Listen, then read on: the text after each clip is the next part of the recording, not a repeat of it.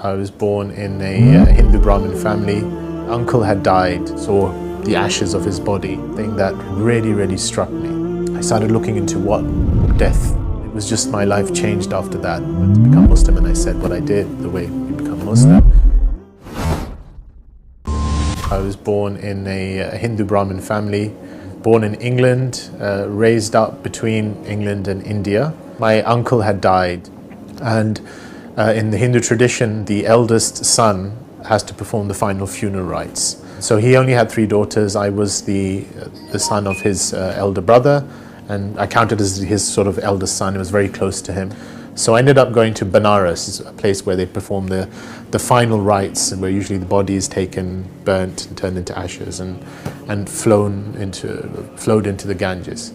So I went there, and I had to do a series of rites for my uncle. And at the final point, I even saw the ashes of his body.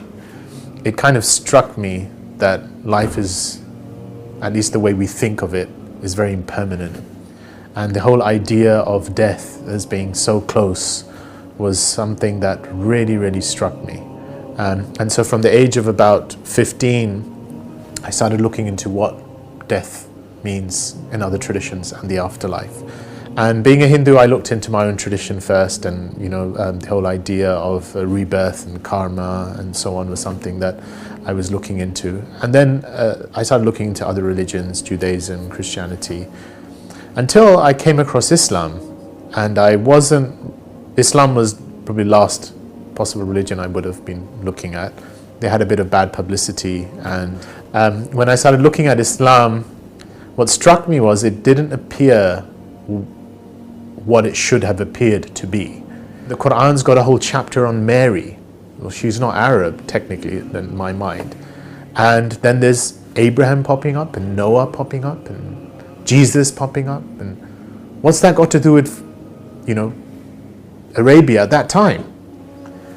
And then a different narrative started emerging. So the first narrative I had was there's lots of different paths, everyone's going to God. And then a different narrative emerged, which is God is one, and the essence of his path of submitting to that oneness is one. And he has been sending different messengers to each and every nation from the beginning of time until now. I've got this message saying, this is it. This is the truth. And so then it was a bit of a thing. That doesn't fit the Islam that I'm reading in Reader's Digest, or today they could just say the Islam that you see on television, or the Islam that is constantly being bombarded. It's a deeper Islam. It's the Islam of the soul. It's the Islam that at some point it's like, I think I know this. And it was just, my life changed after that. I wanted to become Muslim, and I said what I did, the way you become Muslim. It was just a coming home. It's like, oh, this is me. This is a part of me. This is what I've always known somehow, somewhere I should be doing.